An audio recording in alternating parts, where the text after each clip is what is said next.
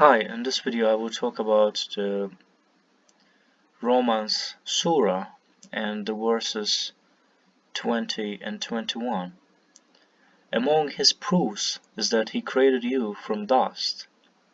Then you became reproducing humans. Among his proofs, that is, among his proofs is that he created for you spouses from among yourselves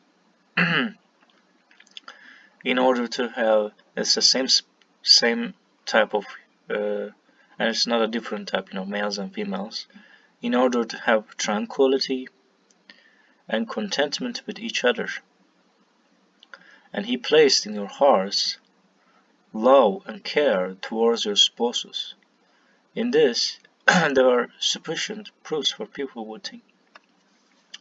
Further, so people claim that there is a evolutionary psychology and emotions serve for it. But once it comes to the explaining the evolutionary processes, the humans indeed changing and that's true, and God mentions that in the Quran anyway. But another thing is that some emotions can also be replaced. So for example, instead of love and care, and it could be only pleasure. So it also helps, the reproduction, right? So, they say gene is selfish. Okay, the reproduction comes, and love and care is not that necessary. And humans can have also a lot of offsprings, a lot of babies. We can have a lot of babies with pleasure too. And at that time, there will be no order. There will be chaos, like an animal, like a lion's. But it's not like that. Law is actually quite precise and quite beautiful, and it is otherwise. So, for example, with and it has something to do with believing and testing people too. Among his proofs are the creation of the heavens and the earth, and the variations in your language and your colors. In these there are signs for the knowledgeable. Among his proofs is you're sleeping during the night or the day. You're working in pursuit of his provisions, God's provisions. In this there are sufficient proofs for people who can hear. Among his proofs is that he shows you the lightning as a source of fear, as well as hope. Then he sends down from the sky water to revive a land that has been dead. In these there are sufficient proofs for people who understand. So the use of lightning is very meaningful because in the world you can hear the lightning, and so it's a sort of universally. Among his proofs is that the heaven and earth are standing at his disposal. Finally, when he calls you out of the earth, one call, you will immediately come out. To him belongs everyone in the heavens and the earth. All are subservient to him, and he is the one who initiates the creation, then repeats it. This is even easier for him. To him belongs the most sublime similitude in the heavens and the earth, and he is almighty, most wise. He cites for you herein an example from among yourselves. Do you ever elevate your servants or subordinates to the level where they rival you, and the point that you pay them as much allegiance as is being paid to you? We thus explain the revelations for people who understand.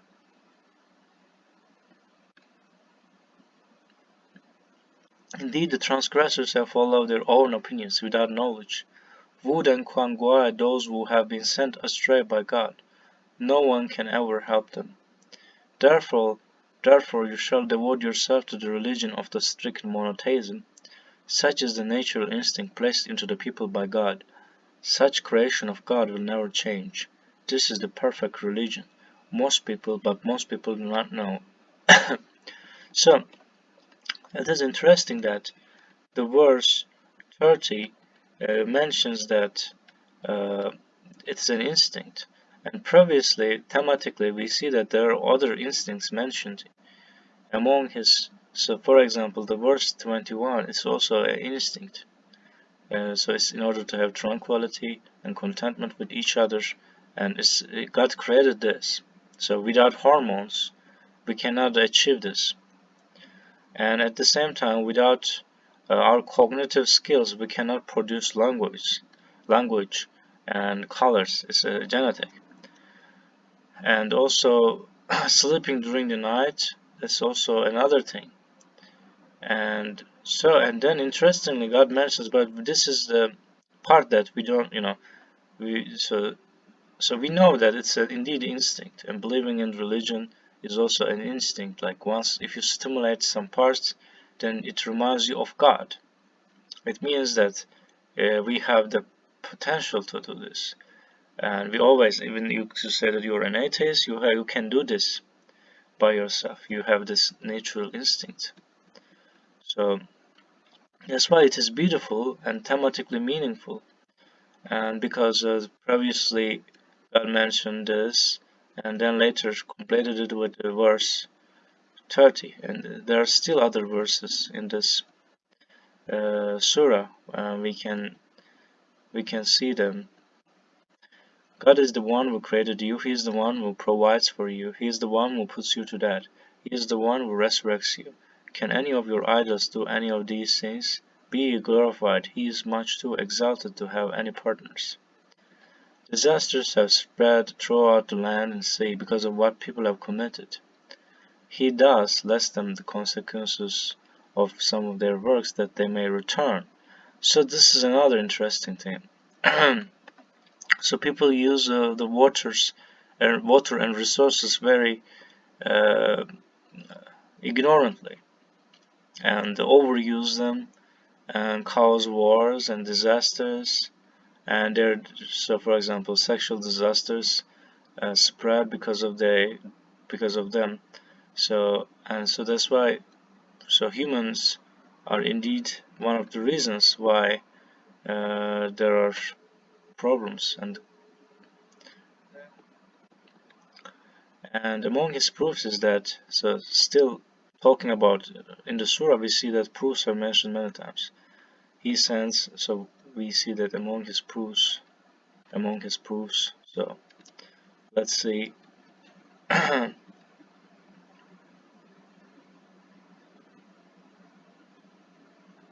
He sends the winds with good omen to shower you with his mercy, and to allow the ships to run in the sea in accordance with his rules, and for you to seek his bounties, that you may be appreciative. So, um, so we can see that. So it's my first time. So first time, like if you think that if the translation is correct, and it means God allows the ships run in the sea, okay, and then wind has something to do with this. So we can search if it is really meaningful. So it's my first time honestly searching this. Wind and ships. Winds necessary for so ships. The wind creates a higher pressure area behind the sail compared to its other side. This difference in pressure generates a force that propels the ships forward, known as lift. So as an educated person, I have no idea about how it works and how wind has a part in it. So wind. So let's read it fast.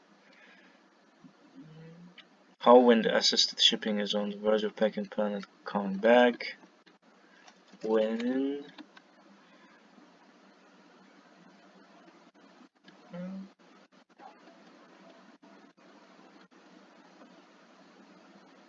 energy is viable. So okay, let's search for others. Why is wind important in the ship? Besides the stability, the wind laws have an impact on maneuvering and power requirements, especially during operations in ports. Without enough propulsion power, both aft and stern, the captain may not be able to safely maneuver the vessel in the so it's necessary. How the Well, you might be shocked to know that they didn't sail when there was no wind to help. They used to row their boats. Usually groups of people will sit on either side of the boat and keep on rowing until they reach their destination.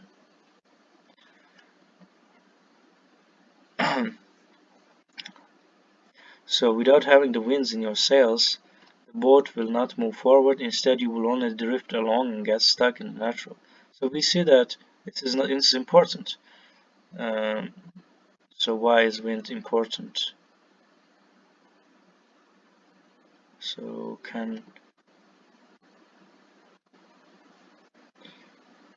and we don't have to know a lot about it actually. So it shows that um, it is important indeed, and it's not like less important. So it shows that this verse, it confirms this verse, and someone without knowledge cannot just propose something, and it is indeed important. So you can guess it, but you don't have to, you cannot be sure that it's true, and it requires some sort of knowledge. So this is the last verse, and thanks for watching this video, and hope to see you in the next video, and God knows better.